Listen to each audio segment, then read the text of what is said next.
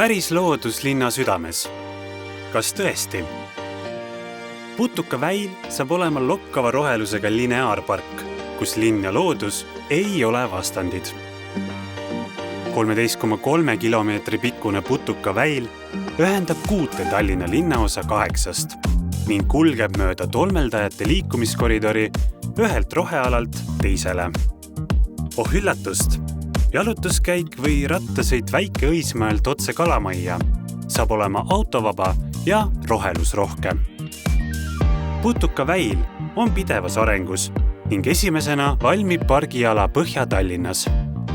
Putukaväila loomisel lähtutakse kaasavast linna planeerimisest. Siiani on korraldatud mitu ideekorjet, et park vastaks inimeste ootustele ning pakuks linlastele rohelist ja elurikast looduskeskkonda. Inimesed said kaasa rääkida ka konkursil Kohasumin. Oma lemmiku said linlased valida 19 esitatud tööst.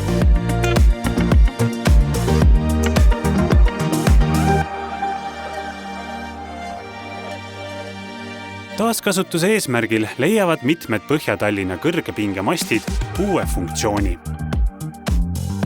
Putukaväilal tegutseb ka pelguaed. Kogukonnaaiandus on vaba aja tegevus, mis Tallinnas üha enam populaarsust kogub.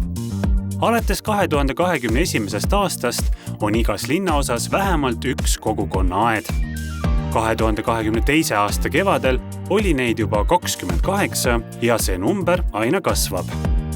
Pelguaia kogukonnaaed areneb välja Tallinna esimeseks ühisaiaks. Putukaväilal on head tingimused tolmeldajatele.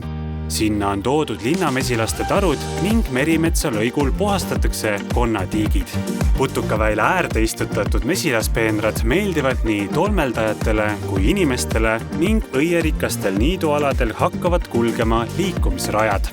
Tänapäeva inimene väärtustab loomulikkust ning loodust.